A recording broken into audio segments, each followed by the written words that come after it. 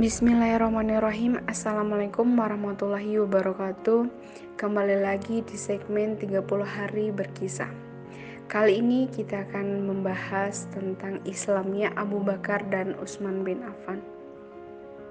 Sayyidina Abu Bakar radhiyallahu anhu bernama lengkap Abdullah bin Abu Quhafah atau lebih dikenal dengan Abu Bakar Rashidik. Abu Bakar adalah sahabat yang mendapat tempat tertinggi di sisi Rasulullah SAW sebagai orang-orang yang pertama memeluk Islam yang disebut dengan As-Sabiqun Al-Awwalun. Selain sahabat dekat, Abu Bakar menjadi mertua Rasulullah. Dia adalah orang tua dari Aisyah, istri Rasulullah. Islamnya beliau adalah setelah bermimpi di Syam. Dalam mimpinya beliau melihat matahari dan bulan dalam pangkuannya. Kemudian beliau mengambil kedua dengan tangan, didekap di dada dan memakaikan jubahnya kepada keduanya. Ketika Abu Bakar terjaga, beliau pergi ke rahib Nasrani untuk menanyakan tentang mimpi itu.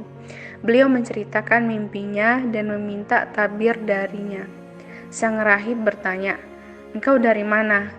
Beliau radhiyallahu anhu menjawab, "Dari Mekah." Dia bertanya, "Dari kabilah apa?" Beliau radhiyallahu anhu menjawab, "Dari kabilah Tamim." Sang rahib bertanya lagi, "Apa pekerjaanmu?" Abu Bakar menjawab, "Pedagang." Lalu sang rabib berkata, "Pada masamu akan keluar seorang lelaki dari Hashim, namanya Muhammad Al-Amin. Dia dari kabilah Hashim dan dia akan menjadi nabi akhir zaman. Jika bukan karena itu, maka tidaklah Allah menciptakan langit dan bumi serta isi keduanya. Dan tidaklah Allah menciptakan Adam, dan tidak Allah menciptakan para nabi dan rasulnya. Dia adalah baginda para nabi dan para rasul serta penutup para nabi.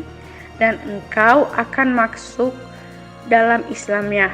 Engkau akan menjadi menterinya dan khalifah setelahnya. Inilah tabir mimpimu."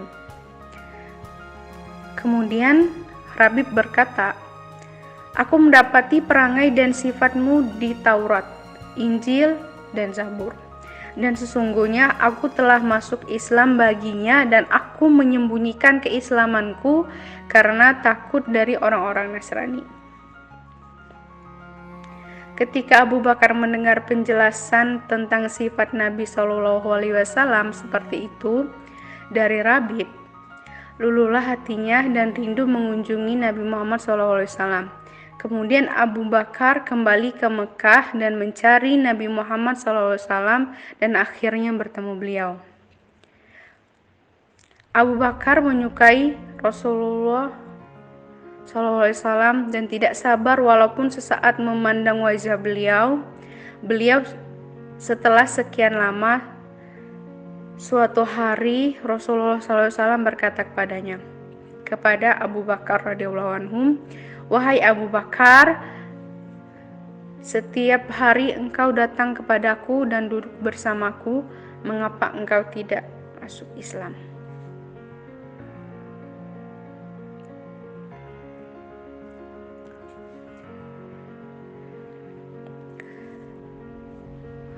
Khalifah Utsman bin Affan dilahirkan pada 576 Masehi dari kalangan bangsa Quraisy. Kurang lebih 6 tahun setelah pasukan gajah menyerang Ka'bah atau 6 tahun lebih muda dari Rasulullah SAW.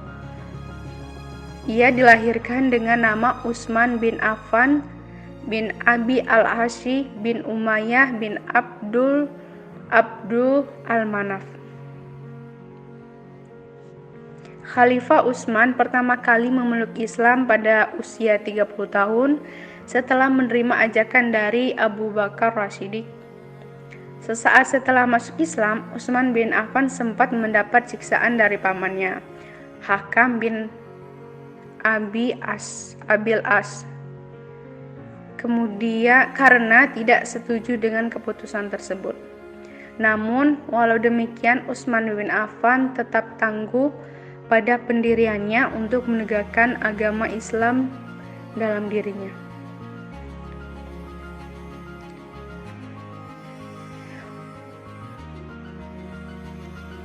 Utsman bin Affan dijuluki Dzulkarnain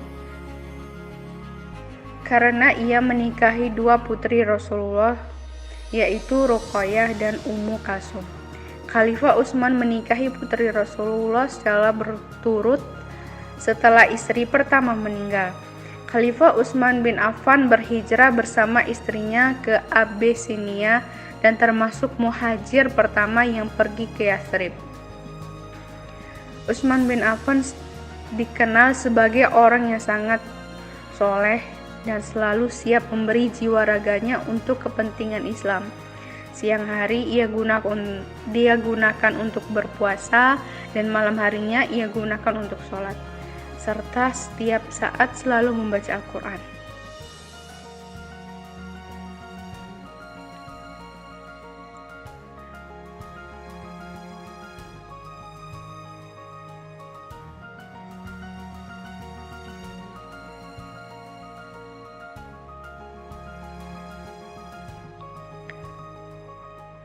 Utsman bin Affan menghabiskan waktunya semalaman karena banyak menghafal dan membaca Al-Quran yang dibacakan ketika sholat. Bahkan ketika Utsman bin Affan meninggal, Al-Quran berada di pangkuannya. Kesolehan Utsman bin Affan semakin lengkap dengan banyaknya amalan yang ia lakukan ketika kepentingan umat Islam. Terima kasih telah mendengarkan 30 hari berkisah. Semoga ilmunya bermanfaat dan apabila ada salah kata kami mohon maaf. Wassalamualaikum warahmatullahi wabarakatuh.